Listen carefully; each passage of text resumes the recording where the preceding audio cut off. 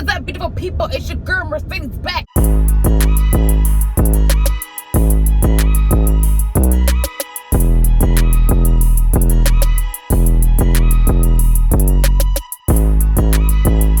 Why do I sound like that?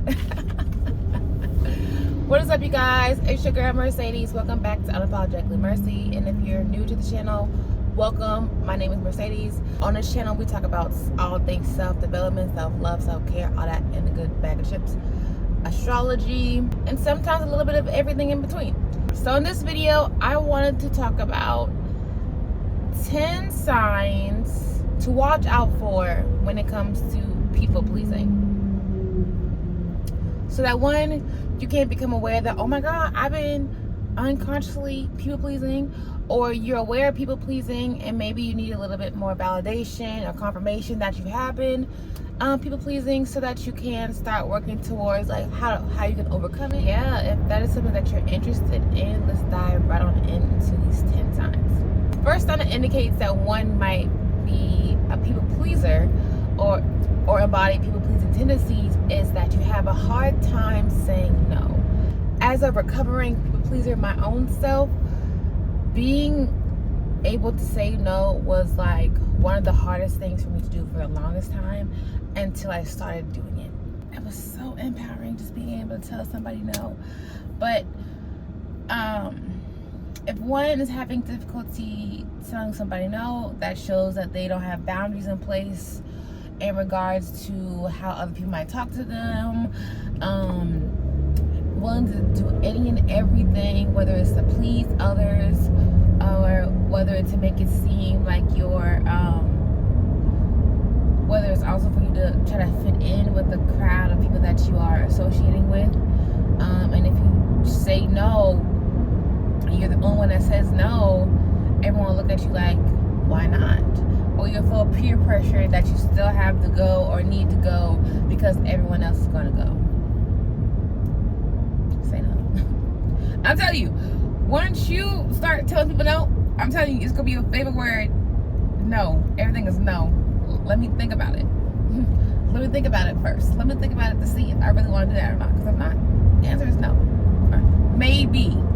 I don't know. Let me get back to you. You know what I'm saying? So the second sign of people pleasing is that you over apologize. When I say you over apologize, literally any and every mistake that you might make, you feel obligated to apologize for, even though it's okay to make mistakes. It's okay. It's okay if something did not go the way that you thought was planned, or if you might have like overlooked something and someone was like, hey, like, no, like that's the area that I'm talking about. I'm like, oh my God, sorry, I feel so stupid. And like, you know, downplaying, like, where are you going? Like, honestly and truly, where are you going? Like, yeah, good. Anyways, I'm so sorry. My brain. Especially when it comes to something minor. Like for example, let's say like you borrowed someone's stapler at work because they weren't there and you needed it, and you got busy, got distracted, forgot all about it, and then by the time for you to go, you like peace out. And then like they come in the next day, they're like, oh my God, where is my anyone see my stapler? I can't find it. And you're like, oh my God, I'm so sorry. Like, I took it yesterday to use it because I needed it and I forgot to put it back. Please forgive me. Like begging them to forgive you, like it's like the end of the world type of thing when it comes to like over apologizing. Yeah, when one is over apologizing to the extent where like they're begging for someone to like forgive them, and the other person didn't take it personal, or like it wasn't a big deal, and then you're constantly thinking like, I really feel bad that I did that, like please forgive me, I hope like, you know, you can forgive me, like when they're like, girl, it's okay, it's fine, like chill. That also can be an indicator that like you are a people pleaser, that you would like to please, to want others to see you in a certain light. want others to like you, and if they don't like you, that you do anything and everything so that they can see you in that light, even if it compromises, even if it's against your morals, your values. The third sign that one might be a people pleaser is that one avoids conflicts. One could be not pessimistic, I apologize. One could be passive in regards to like conflict resolution, and would rather, like, they notice something that bothers them, that triggers them, or that just doesn't sit right with them, and instead of saying something like right off the bat, right then and there, you feel like, oh, I don't want to start a pot, I don't want to cause no issues, I don't want to cause no drama, so you just don't say nothing at all.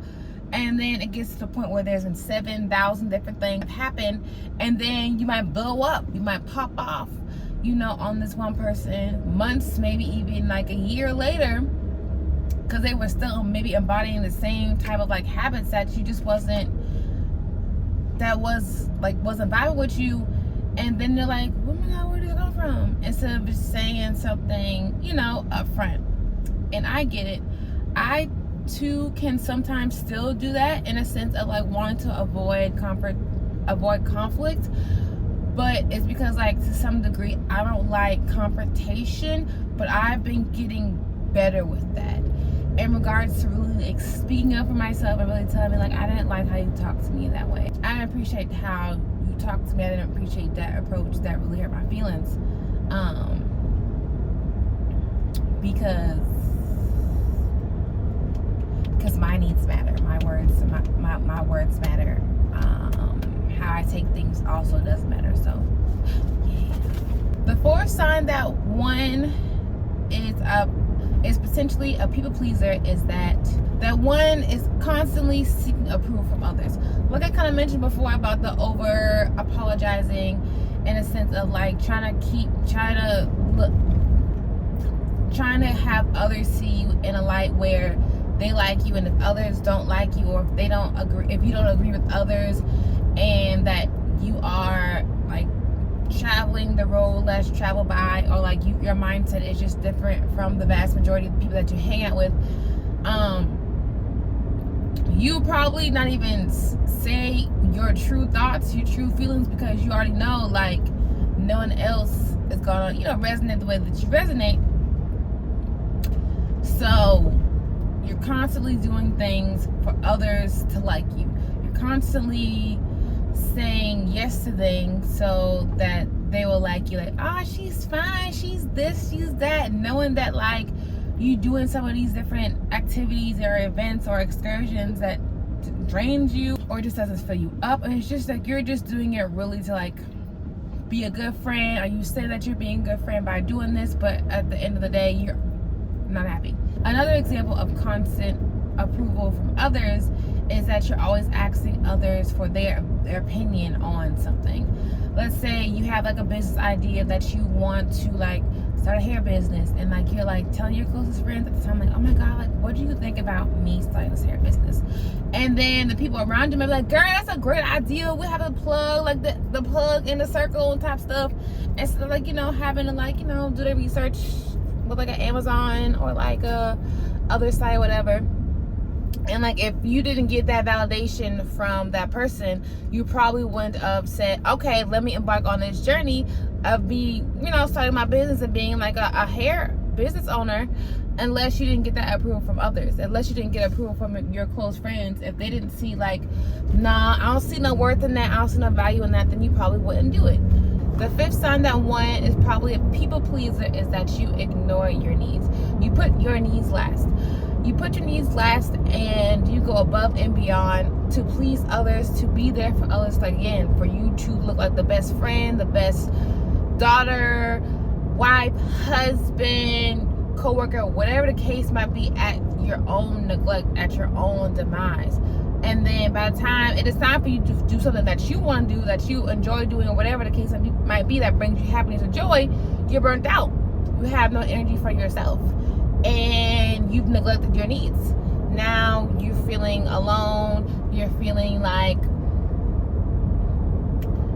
you don't get the same energy in return, and it's one-sided, and you're just the only one giving energy. You're the only one, showing up and showing out, and no one is doing that in return. So when you ignore your needs, you are basically telling yourself that my needs don't matter. What I want doesn't matter. I'm not feeling well, but my friend wants me to come to this and I don't want to cancel last minute, so my needs don't matter. My friendship trumps how I'm feeling. I'ma still go even though I don't feel well. Or I'm not having the best mental health day and I would rather take the day off from work, or I would rather not be bothered by anyone. And instead of communicating that to whoever you were about to hang out with or do whatever with, you just say, no, I'm gonna thug it through. And the whole time you're going to the bathroom crying, I don't know how I'm gonna get through the day, why is this happening, type vibe. I'm saying this from experience, okay? That used to be me when I used to put my needs at the end and would wonder why no one was showing up for me the way I was showing up for them, until I changed the cycle. The sixth sign that one is more than likely a people pleaser is that one has difficulty expressing their opinion. Kind of based off of the example that I had before of seeking approval from others. You don't feel comfortable and confident enough in yourself to express your feelings.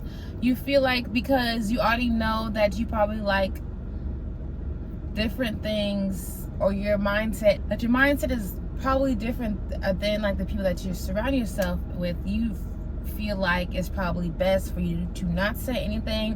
One, because you do want to avoid conflict, and two, because you are seeking that approval from these other people. You want them to like you, and if you do something that they don't like, that they dislike, that they disagree with, then it's a problem, because you don't want to lose them. You don't want to jeopardize ending a friendship based off of you expressing yourself genuinely, how you genuinely feel authentically, how you authentically truly feel. Number 7, the seventh sign that you are probably a people pleaser is that you're overcommitting to things. You are filling up, you are double booking certain times, certain days to, again, you don't want to say yes. You don't want to say yes. You don't want to say no. So you're going to commit to any and everything. To one, please your family. One, please your coworkers. Please your boss. That I am a phenomenal employee. I am a phenomenal coworker. I am a phenomenal spouse, daughter, cousin, whatever the case might be. So I'm going to commit to any and everything. And this again shows that you are neglecting your needs, because what happens when that day comes around and you don't want to do any of this stuff, or again, you have 3 things booked for the same day, which one is more important to you? Do you cancel altogether? Do you just do one? How do you how you feeling after that? You're feeling oh my God, I feel so bad. You feel bad, and then you over apologize because you overbooked yourself, instead of really say, hey, I'm already committed to do such and such at this time on that day. Is there another time that I can come and see you at do your thing? Is there another time we can hang out? Whatever the case might be. So yeah. 8th sign that one embodies people-pleasing tendencies is you have a fear of rejection. Now, fear of rejection can stem from a lot of traumas and wounds that have been unresolved and need to be dealt with. So another reason why someone might be seeking constant validation, constantly saying yes, not saying no, not having boundaries set in place, or seeking approval from others, is because they felt abandoned and rejected at some point as they were growing up from their caretakers, whether it was their parents, their grandparents, whoever was responsible for raising them in that nurture environment. There was some type of experience that you experienced, whether it was a one-off experience that was just very traumatic, or if it was just a constant, your whole childhood, that you experienced feeling rejected by others. Whether you, again, you have a different mindset than others, or you just see things differently than others, and people call you weird, being called weird or different, it kind of intimidates you or scares you just because you want to fit in, and you can't fit in if you're different, if you're like, you know, if you have a different mindset than anyone else or than others. And another example of you fearing rejection is back to that example that I mentioned before about seeking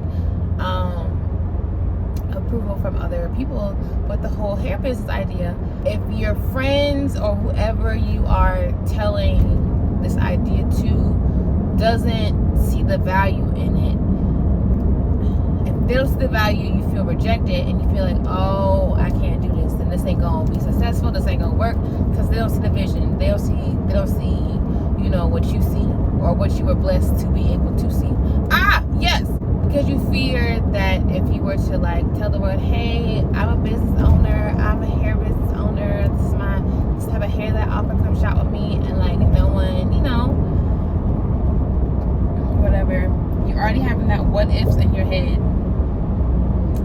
You're already having that what if in your mind that no one is gonna buy this, no one is gonna support me, no one is going to, you know, want to purchase my hair. It's a stupid idea, just because again you're seeking approval from other people, you want that validation, you fear feeling that rejection just because you know what that feeling is like and you don't want to feel it again. All right, moving on. The ninth sign that one probably is a people pleaser is you have difficulties setting boundaries. Setting a boundary can be simple as saying, no, I'm not committing to that. No, I'm not overbooking my schedule for you. No, I'm not going to that event. No, I'm not sacrificing my physical well-being because you want me to do this, that, and third for you. You know what I'm saying? And as a people pleaser, that could be hard to do that because of the other things that we kind of talked about.